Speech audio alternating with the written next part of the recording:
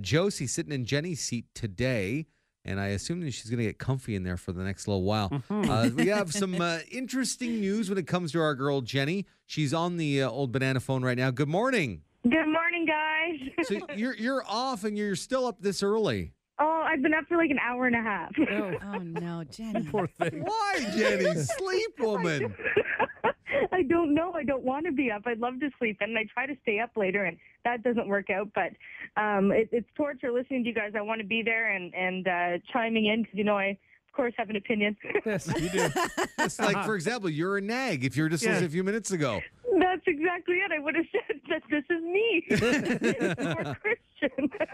So the reason you're on the phone with us this morning, you might want to share with everybody what happened to you late last week. Yeah, late last week it was actually a blessing in disguise. We had a sort of a fluke ultrasound just to go in and check the weight and measurement of the baby, the growth of the baby. And it turns out that the little man wants to come a little bit early, and he's ready, but we're not for him. I'm only 32 weeks now. I'll be 33 weeks on Wednesday.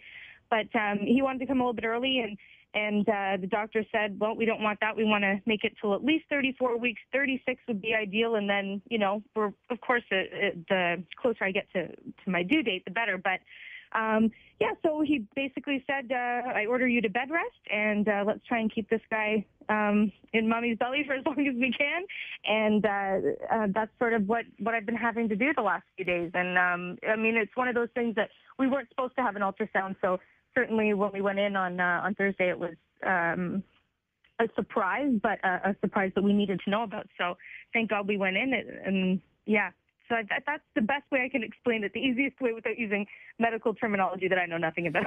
I don't know if you brought this up with your soon-to-be-born son or your doctor, but we miss you a lot. Does that have any effect on things? Well, see, this is the thing, the debate, right?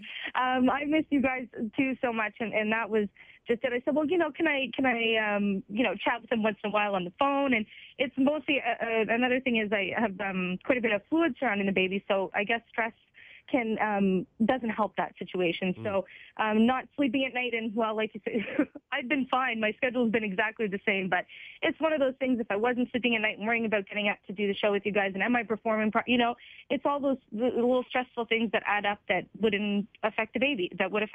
And so I'm just trying to take, for the first time in my life, I'm not being stubborn, and I'm trying to take every precaution that I can. And it's tough because I miss you guys so much, and I miss the show, and I have to listen from my bed. Although this morning, can I tell you, I timed this amazingly. I did not have to drive in this morning. Yeah, it's Really? this awful weather, yes. Yeah. So now, when are you kind of in a safety zone? Because right now, I'm sure you're a little scared. Everybody's scared around you. When would you be in the safety zone then? Another 2 weeks from now?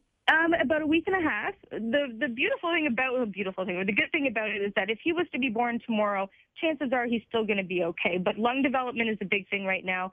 And talk about, medical advances and what they have now. I've had a shot last week in both legs, so 24 hours apart. And basically what the shot does is it targets the lungs and helps the lungs develop in the baby, just in case he did decide to come tomorrow. So amazing that they have these these advances and that it does target that. But if he was to be born tomorrow, chances are he'd be absolutely fine and grow up to be a healthy baby boy. But you just want to avoid, of course, that in general, you want him to get bigger and healthier and stronger. And so if we can get to 34 weeks, then I'm sort of out of the red zone, if you will. Good. Well, all our thoughts are with you and the boyfriend there. Is he, by the way, is he up or is he still sleeping? Oh, he's here. I decided I wasn't leaving bed to do this. Well I done. love it. Yeah. It's Well, great. you're on bed rest. Take that literally. Do not leave your bed. What time does Christian normally get up? About 10 after 7.